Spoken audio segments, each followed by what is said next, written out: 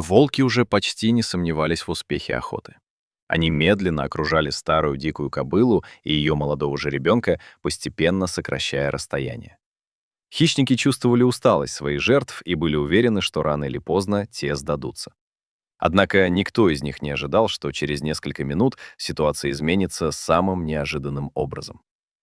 На просторах огромной степи много лет жила кобыла по имени Мира. За свою жизнь она пережила множество испытаний. Когда-то ее считали одной из самых быстрых лошадей в округе, но возраст постепенно лишал ее прежней выносливости. Несмотря на это, Мира продолжала бороться за жизнь, ведь рядом с ней рос жеребенок Ветер. Малыш появился на свет совсем недавно и только начинал узнавать окружающий мир. Все вызывало у него интерес. Птицы в небе, необычные камни, шорохи в высокой траве. Мира внимательно следила за каждым его шагом и старалась научить тому, что необходимо для выживания в дикой природе.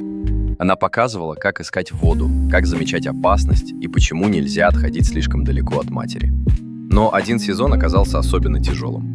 Засуха уничтожила большую часть растительности, многие водоемы пересохли, а животным приходилось преодолевать большие расстояния в поисках пищи.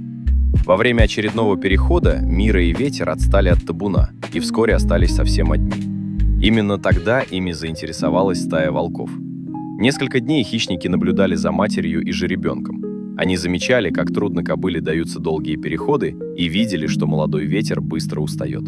Волки не торопились нападать, они терпеливо ждали подходящего момента. Со временем положение становилось все опаснее.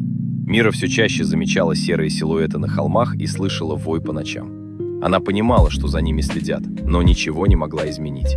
Нужно было продолжать путь. В один из самых жарких дней жеребенок окончательно выбился из сил. Он остановился и не смог идти дальше.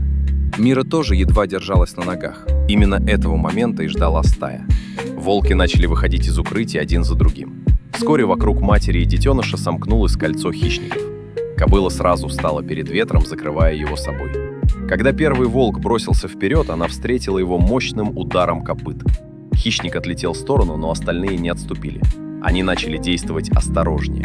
Волки двигались по кругу, заставляя Миру постоянно разворачиваться и расходовать последние силы. Один из молодых хищников попытался прорваться к жеребенку, но получил болезненный удар и был вынужден отступить. Несмотря на успешную защиту, кобыла понимала, что долго не выдержит. В этот момент над степью раздался мощный грохот. Звук заставил волков насторожиться. Через несколько секунд на вершине ближайшего холма появилась огромная фигура. Это был взрослый бизон, один из самых крупных зверей в округе. Он стремительно мчался в сторону схватки, поднимая за собой облака пыли. Не сбавляя скорости, бизон ворвался прямо в центр стаи. Волки мгновенно потеряли строй. Одни отпрыгнули в стороны, другие бросились бежать. Огромный зверь грозно опустил голову и приготовился атаковать снова. Вожак стаи быстро понял, что риск слишком велик. После короткого замешательства волки начали отходить. Вскоре вся стая исчезла за дальними холмами, отказавшись от добычи. Мира тяжело дышала рядом с жеребенком, не веря своему спасению. Бизон еще некоторое время наблюдал за уходящими хищниками, а затем спокойно развернулся и направился дальше по своим делам. Он не ждал благодарности и не задержался ни на минуту. Кобыла долго смотрела ему вслед. Возможно, она никогда не узнает, почему этот могучий зверь решил вмешаться. Но именно его неожиданное появление спасло две жизни.